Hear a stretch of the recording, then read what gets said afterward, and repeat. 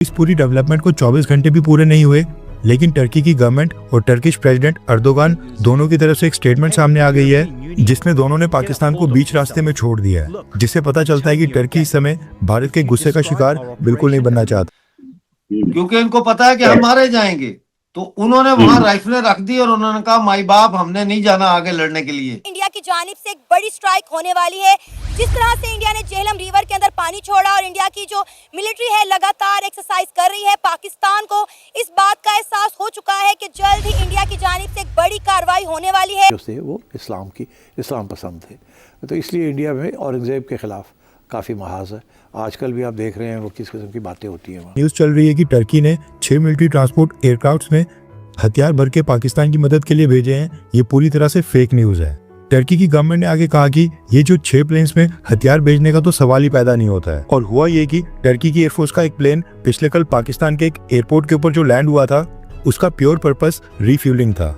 ये आपके चैनल के माध्यम से मेरा ये पैगाम है पाकिस्तान के फौजी सिपाहियों को कि हथियार डाल दो, फेंक दो, भाग जाओ, अपने गांव में जाओ, वहां खेती बाड़ी करो। वायलेंस के बगैर हो जाती तो शायद ये ना ऐसी ये उभरती ना, मगर क्योंकि फिर बड़ी सीरियस किस्म की राइटिंग हुई और माइग्रेशन।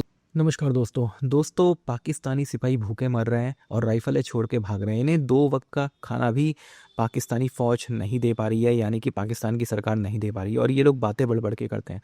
दूसरी तरफ जो तुर्की थे उसने भी घुटने टेक दिए हैं। तुर्की का कहना है कि उसने कोई कोई हथियार नहीं दिया है पाकिस्तान को, सिर्फ उसका जहाज़ वहाँ फ्यूल भरवाने के लिए गया था। तो ये इससे साफ दिखता है कि भारत का जो डर है वो बिल्कुल तुर्की के ऊपर चढ़ा हुआ है और तुर्की ने अपने हाथ पीछे खींच लिए हैं, क्योंकि इस समय कोई मतलब नहीं था पाकिस्तान जाके फ्यूल भरवाने का। ये बिल्कुल झूठी खबर लगती है और इस पर यकीन करना मुश्किल है। लेकिन ये अच्छी चीज़ है कि पाकिस्तानी सिपाहियों की हालत बहुत ज़्यादा ख़राब है, उनका मोरल बहुत डाउन है और वो लड़ाई नहीं लड़ना चाहते, वो लड़ाई छोड़ के भागना चाहते हैं। इसका सबसे बड़ा जो कारण है वो BLA भी है। BLA से बहुत मार पड़ी है पाकिस्तानी सैनिकों को। आप इस सब के बारे में क्या सोचते हैं कमेंट बॉक्स में ज़रूर लिखिएगा। वीडियो अच्छा लगे तो लाइक करें, शेयर करें, चैनल को सब्सक्राइब करना ना भूलें, बेल का आइकन प्रेस करें लेटेस्ट नोटिफिकेशन के लिए। आइए आगे बढ़ते हैं इस वीडियो में, जो कि अचानक से घुटनों के ऊपर आ गया है। पिछले कल ही मैंने आपको बताया था कि किस तरह से टर्की की एयरफोर्स के प्लेन्स ने पाकिस्तान के किसी एयरबेस के ऊपर कई सारे मिलिट्री और डिफेंस वेपन्स, अम्युनिशंस, मिसाइल्स और एक्सप्लोजिव्स की सप्लाई भेज दी है। बकायदा एक सैटेलाइट मैप भी सामने निकल कर आया है जिससे पता चला है कि टर्की की एयरफोर्स का ये मिलिट्री ट्रांसपोर्ट प्लेन कौन से रूट से पाकिस्तान के अंदर एंटर हुआ है। जैसे ये न्यूज आई कि टर्की ने पाकिस्तान के लिए हथियार भेज दिए हैं, उसके कुछ ही मिनटों के अंदर पूरे इंटरनेट के ऊपर ये न्यूज फैल गई और कहा गया कि टर्की की सरकार पाकिस्तान को हथियार भेजकर भारत को हराने में मदद कर रही है। इसके अलावा पाकिस्तान के लोगों ने भी इस चीज को काफी बोस्ट किया और कहा कि टर्की इस पूरे कॉन्फ्लिक्ट के अंदर पाकिस्तान के साथ आकर खड़ा हो गया है, जिसके बाद भारत के लिए पाकिस्तान को हराना अब बहुत ही मुश्किल हो जाएगा। अब देखा जाए तो पाकिस्तान को हथियार देकर भारत ने जो टर्की के भूकंप पीड़ितों की मदद की थी, डेडिकेटेड फील्ड हॉस्पिटल लगाकर टर्की के लोगों का जो वहाँ पर फ्री में इलाज किया था, टर्की ने उसका भी सम्मान नहीं रखा। अब इस पूरी डेवलपमेंट को 24 घंटे भी पूरे नहीं हुए, लेकिन टर्की की गवर्नमेंट और टर्किश प्रेसिडेंट अर्दोगान दोनों की तरफ से एक स्टेटमेंट सामने आ गई है जिसमें दोनों ने पाकिस्तान को बीच रास्ते में छोड़ दिया है, जिससे पता चलता है कि टर्की इस समय भारत के गुस्से का शिकार बिल्कुल नहीं बनना चाहता है। दरअसल टर्की की गवर्नमेंट ने यह दावा किया है कि जो बाजार में न्यूज चल रही है कि टर्की ने 6 मिलिट्री ट्रांसपोर्ट एयरक्राफ्ट्स में हथियार भर के पाकिस्तान की मदद के लिए भेजे हैं, ये पूरी तरह से फेक न्यूज है। टर्की की गवर्नमेंट ने आगे कहा कि ये जो 6 प्लेन्स में हथियार भेजने का तो सवाल ही पैदा नहीं होता है। और हुआ ये कि टर्की की एयरफोर्स का एक प्लेन पिछले कल पाकिस्तान के एक एयरपोर्ट के ऊपर जो लैंड हुआ था, उसका प्योर पर्पस रिफ्यूलिंग था, यानी प्लेन के अंदर जेट फ्यूल खत्म हो गया था। ऐसे में आगे की जर्नी कंटिन्यू करने के लिए जेट फ्यूल लेने के लिए किसी न किसी देश तो जाना ही था। इसलिए टर्किश एयरफोर्स का ये प्लेन कुछ समय के लिए पाकिस्तान के एयरपोर्ट के ऊपर लैंड हुआ था। टर्की ने कहा कि इस प्लेन में पाकिस्तान को कुछ नहीं दिया गया था, ये बस वहां पर लैंड हुआ, तेल भरवाया और फिर पाकिस्तान की सीमा छोड़कर टर्की के इस मिलिट्री ट्रांसपोर्ट एयरक्राफ्ट ने अपनी आगे की जर्नी को पूरा किया। टर्की की गवर्नमेंट ने अपनी प्रेस रिलीज में कहा है कि हमने भारत के खिलाफ जाकर पाकिस्तान की सरकार को कोई भी हथियार नहीं दिए हैं। FC लगाई जाएगी, यानी फौज की देखभाल के लिए, सिक्योरिटी के लिए उन्होंने FC लगा दी और उसके बाद FC भाग गई। फिर दोबारा फौज के लोग चौकियां छोड़ के भाग गए और नतीजा क्या हुआ कि वो फौज की चौकियां पुलिस वालों को दी गई, जो आज तक उन चौकियों पे हाजिर ही नहीं हुए। तो ये तो सिलसिला चल रहा है। अभी जब जाफर एक्सप्रेस का वाकया हुआ और ये कफन जो इन्होंने वुडन कफन 200 से ज्यादा भेजे, तो बोलान स्टेशन पर जब ट्रेन रुकती है, अगली बोगियों से फौजी सिपाही उतरते हैं, पिछली बोगियों से लकड़ी के कफन उतरते हैं, और सिपाही उन्हें ऐसे करके देखते हैं और फिर एक दूसरे को देखते हैं और फिर कहते हैं भाई बलोच के लिए तो ये कफन नहीं है, क्योंकि बलोच को तो हम मार के मास ग्रेव में डाल देते हैं, ये तो साला हमारे लिए आए हैं कफन, क्योंकि इनको पता है कि हम मारे जाएंगे। तो उन्होंने वहां राइफलें रख दी और उन्होंने कहा माई बाप हमने नहीं जाना आगे लड़ने के लिए बलोच कर्मचारियों के साथ, जिसके नतीजे में वो फौज जो लड़ने गई थी उसी फौज को गिरफ्तार करके फौज वापस ले आई कोयटा, आंखों पट्टियां बांध के उनकी।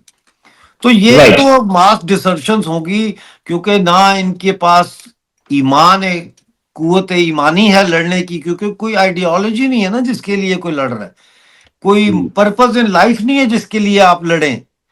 ये अमेरिकन तो जाते हैं तो उनके पास एक पर्पस होता है कि हमने डेमोक्रेसी का दिफा करना है, हम इसलिए जा रहे हैं, हम लड़ेंगे अपने देश की सुरक्षा के लिए, हम अपने देश को बचाने और अपने देश को जो है वो सेफ रखने के लिए लड़ेंगे। ये किस लिए लड़ेंगे जब इनके जर्नैल जो है वो प्लाटों के वजह से फौज में भर्ती होते हैं, जब एक गरीब सिपाही भी तनख्वाह के लालच में फौज में भर्ती होता है, वो कोई देश की सेवा के लिए थोड़े ना शामिल होता। तो मेरा ये आपके चैनल के माध्यम से मेरा ये पैगाम है पाकिस्तान के फौजी सिपाहियों को कि हथियार डाल दो, फेंक दो, भाग जाओ, अपने गांव में जाओ, वहां खेती बाड़ी करो। इंडिया ने पानी बंद कर दिया है, आप जाके खेती बाड़ी करके जितना अनाज उगा सकते हो, आलू, टमाटर, प्याज, अदरक, लहसुन, ये उगा के स्टोर कर लो क्योंकि ये 6 महीने साल से पहले मसला नहीं हल होगा, और आपको फौज ने कुछ नहीं देना, रोटी पानी इन्होंने आपके पीछे घर नहीं पहुंचानी। तो आप अपनी माओ बहनों बच्चों के पास जाओ, ये फौज की जो तनख्वाह है ये भी कुछ अरसे तक आपकी चलेगी, उसके बाद इनके पास पैसे नहीं होंगे तनख्वाहें देने के लिए, ये बहुत बड़ा क्राइसिस होगा। ऑलरेडी आप देख लें कि आप जो खाना खा रहे हैं वो आज से 5 साल पहले जो क्वालिटी थी खाने की, वो आज आपके खाने की क्वालिटी नहीं है। बीच में कई कई दिन ये 3 टाइम के बजाय सिर्फ 2 टाइम खाना दे रहे हैं, दाल रोटी दे रहे हैं। वो मुर्गे, वो लैम्ब, वो जनाब बीफ, वो खत्म हो गया है, वो कल्चर अब फौज का है ही नहीं है। और तो इसलिए ये है कि पाकिस्तानी फौज बहुत कमजोर हो चुकी है, मोरल डाउन हो चुका है। अच्छा मुझे ये बताएं, आसिम मुनीर साहब कहाँ हैं? 5 दिन से उनका कोई अता पता नहीं है। सर आसिम मुनीर जो हैं वो लापता हैं, किसी को नहीं पता है होता पता। खबर ये है कि वो कंट्री के बाहर हैं, लेकिन पाकिस्तानी नहीं मान रहे, पाकिस्तानी बोल रहे कंट्री के अंदर ही है। तो अभी बहरहाल नहीं। अच्छा हाँ, आसिम मुनीर से बात याद आया कि अभी थोड़ी देर पहले एक प्लेन, और ये मैं आपको दिखाऊंगा, ये मेरा स्क्रीनशॉट है, ये पंजाब 2 नाम का कॉल साइन, ये प्लेन चढ़ता हुआ देख रहा था, थोड़ी देर पहले ही ये लैंड किया है लाहौर। पता ये लग रहा है कि इसके अंदर या तो आसिम मुनीर हैं, या नेवी चीफ है, या एयरफोर्स चीफ है। ये आर्मी का प्लेन है, सामने आप देख पा रहे हैं। ऐसे में पाकिस्तानी एयरफोर्स का प्लेन है, देखिए सामने साफ दिखा है पाकिस्तानी एयरफोर्स। अगर एयर चीफ जा रहा है पाकिस्तान का लाहौर रात में तकरीबन 1 बजे के आसपास, तो क्या इससे इंडिकेशन मिलते हैं मेजर तूर?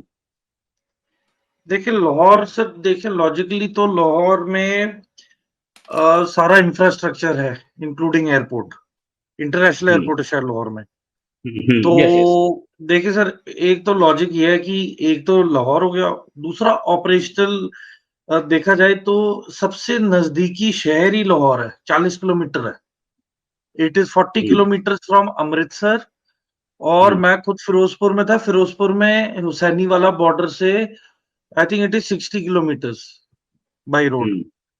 राइट। तो ज्यादा मतलब अमृतसर तो इज लाइक आर्टिलरी गन, बस कर दो तो रेंज में है।